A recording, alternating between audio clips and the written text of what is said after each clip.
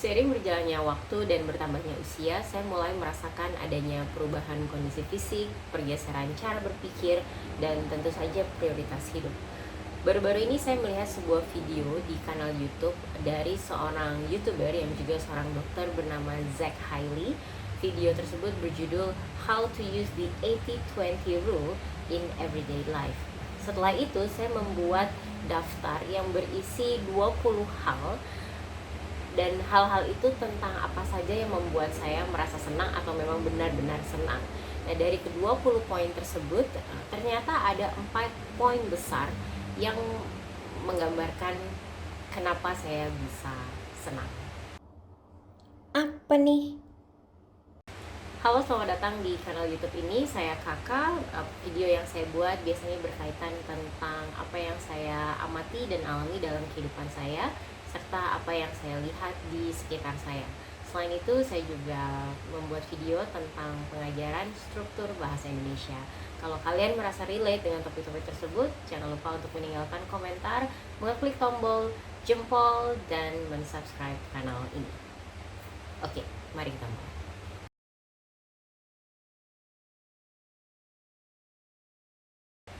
Poin pertama adalah tentang diri sendiri. Hal yang tidak aneh untuk saya bahwa 7 poin dari keseluruhan poin tersebut berkaitan dengan diri sendiri. Bagi saya, kesendirian bukanlah kesepian karena keduanya merupakan hal yang berbeda. Dalam kesendirian, saya bisa merasakan kebersamaan hanya dengan diri saya sendiri. Hal-hal seperti berburu foto atau menyetir mobil sendiri merupakan hal-hal yang membuat saya merasa senang. Ketika sedang melihat atau memperhatikan berbagai objek yang ada di sekitar, saya justru bisa berpikir lebih dalam tentang arti dari objek tersebut atau arti dari sebuah peristiwa itu. Bahkan saya berpikir kenapa objek itu bisa ada dan apa dampaknya ini dan itu dan sebagainya. Hal itu juga terjadi ketika saya mengendarai kendaraan sendiri atau misalnya saya juga melakukan perjalanan solo atau solo activity. Biasanya pada momen-momen tersebut saya bisa lebih mengenal diri saya sendiri, sehingga ketika saya kembali pada sebuah rutinitas yang memang harus saya lakukan, maka saya sudah lebih jejak dan sudah lebih tahu apa yang harus saya lakukan. Selain itu, ada kegiatan yang juga saya minati seperti solo activity yang saya minati seperti mencuci baju.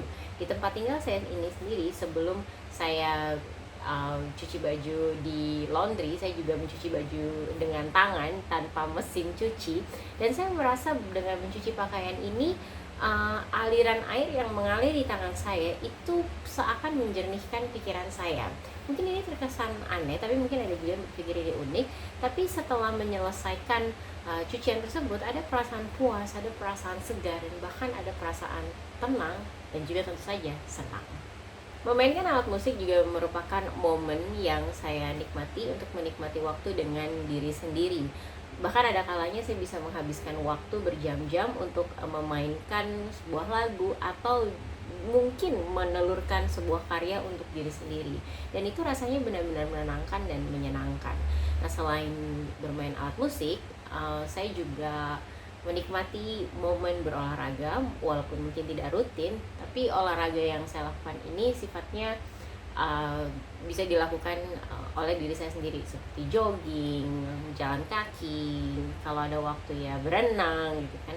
Dan momen-momen seperti itu dengan menggerakkan tubuh atau misalnya mengikuti gerakan-gerakan olahraga yang ada di kanal YouTube Monica Fit. Nah, semua itu membuat saya merasa lebih segar setelahnya, dan saya rasa semua juga tahu orang yang kalau berolahraga setelah itu akan merasa lebih baik, merasa lebih segar, bahkan merasa lebih tenang. Bagi yang terbiasa dengan meditasi, mungkin sangat familiar dengan berdiam diri. Nah, bagi saya berdiam diri merupakan sebuah kemewahan. Saya senang sekali ketika berada di sebuah tempat, misalnya di tempat tinggal saya ini, dan saya bisa menikmati keheningan, entah saya sendiri atau saya bersama yang lainnya, tapi kami sama-sama bisa menikmati keheningan. Saat ini sedang turun hujan cukup deras, dan suara yang terdengar saat ini hanya suara saya sendiri dan suara hujan. Kalaupun ternyata di sekitar saya bising atau ada orang ngobrol, ada orang berteriak, berantem, atau di unit atas menggeser-geser kursi, saya pun juga terbiasa untuk menciptakan keheningan itu. Nah, keheningan itu bisa diciptakan dengan cara saya berdiam diri. mencoba menyelami momen atau situasi yang ada di sana, dan itu benar-benar menyenangkan.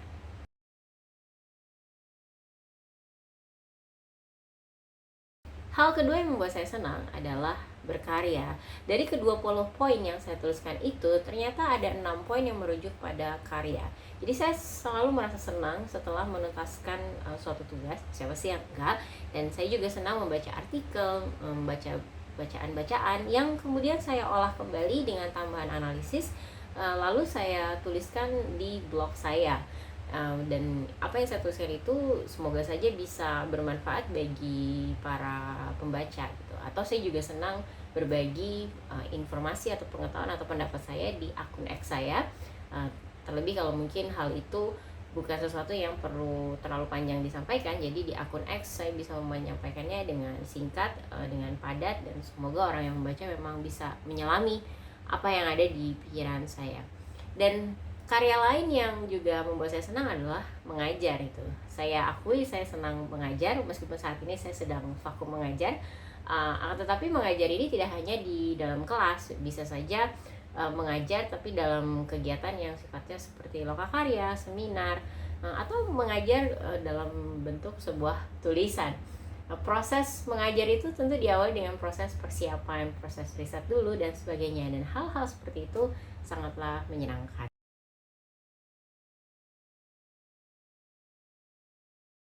Seorang rekan kerja pernah mengatakan kepada saya agar saya berhenti menjadi orang yang memikirkan perasaan orang lain saja atau people pleaser. Ya, dia ada benarnya. Dalam praktiknya memang sulit ya untuk mengontrol diri supaya kita tuh bisa abai aja dengan orang lain. Nah, tapi sedikit demi sedikit, tentu saja dengan latihan, maka sekarang saya bisa mengecilkan lingkarannya. Jadi artinya saya bisa fokus hanya pada beberapa orang saja yang tentu saja matter untuk saya. Dan saya melihat bahwa penting sekali untuk be present. Saat ini yang saya fokuskan tentu saja orang tua saya, partner, teman, dan rekan kerja saya. Tapi ini juga tidak semua ya dari teman dan rekan kerja saya. Terlebih lagi saya memang hanya punya sangat sedikit teman. Tapi untuk rekan kerja tentu ya tidak semua rekan kerja itu perlu saya fokuskan pikiran saya kepada mereka. Tapi memang pasti ada kontak atau ada sentuhan antara saya dengan mereka yang pada saat-saat tertentu memang saya harus memfokuskan pikiran dan be present untuk mereka. Karena saat ini saya juga terlibat dalam sebuah pelayanan, saya juga melihat hal yang membuat saya senang adalah dengan melakukan tugas diakonia atau pelayanan itu yang memang sesuai dengan kacamatanya, dan itu yang seringkali masih menjadi tantangan ya, karena dalam pelayanan itu seringkali kita mungkin saya jadi hanya menunjukkan siapa saya gitu, tapi lupa dengan apa yang menjadi tujuan pelayanan itu. Ya, di dalam kegiatan atau di dalam hal-hal seperti be present itu sebenarnya menyenangkan, tapi memang ada beratnya juga ya, apalagi ketika saya sedang berada di titik yang paling bawah dan sulit sekali untuk bangkit. Nah, disitulah sebenarnya menjadi tantangannya, bagaimana saya bisa bangkit dan untuk menghadapi kondisi seperti itu dengan tetap memberikan pelayanan yang baik, tetapi tanpa mengabaikan kebahagiaan diri sendiri.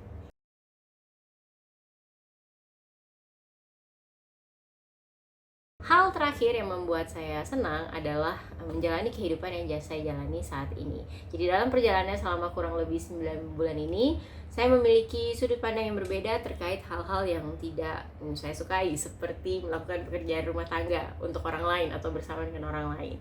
Saya juga lebih mudah atau lebih mau terbuka untuk lebih fleksibel dalam segi waktu.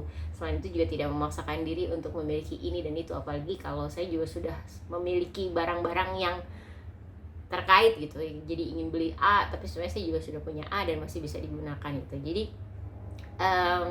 mencoba untuk tidak konsumtif, meskipun ada rezekinya, tetapi apa salahnya untuk mengalihkan rezeki itu untuk hal lain daripada kepuasan diri sendiri.